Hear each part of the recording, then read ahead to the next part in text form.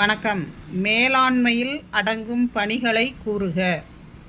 திட்டமிடுதல், கட்டமைத்தல், பணியமர்த்தல், நெறிப்படுத்துதல் அல்லது இயக்குதல், கட்டுப்படுத்துதல். காப்பியம் என்றால் என்ன? கதையை கவிதை அல்லது செய்யுள் வடிவத்தில் விரிவாக விரித்துச் சொல்லும் ஒரு அமைப்பே காப்பியம் என கூறுகின்றனர். பெருங்காப்பியம் என்பது யாது?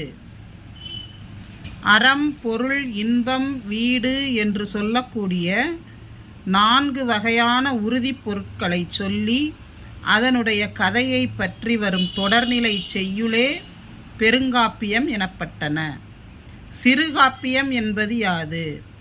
அறம், பொருள், இன்பம், வீடு என்று சொல்லக்கூடிய 4 வகையான உறுதிப் பொருட்களில் ஒன்றோ அல்லது பலவோ குறைந்து காணப்படும் காப்பியங்கள் சிறுங்காப்பியம் எனப்பட்டன. ஐம்பெருங்காப்பியங்களில்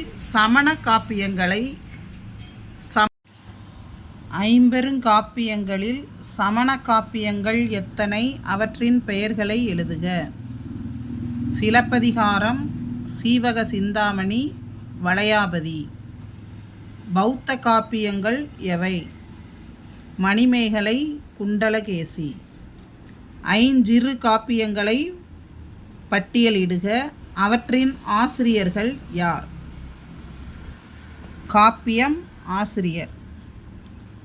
உதயன குமார காவியம் கந்தியார் காதர் மொய்தீன். நாககுமார காவியம் பெயர் தெரியவில்லை. யசோதர காவியம் வெண்ணாவலுடையர் வேல். சூளாமணி தோலாமொழித்தேவர். நீலகேசி பெயர் தெரியவில்லை. நன்றி. அடுத்தடுத்த வீடியோக்களில் மீதி பகுதியை காண்போம்.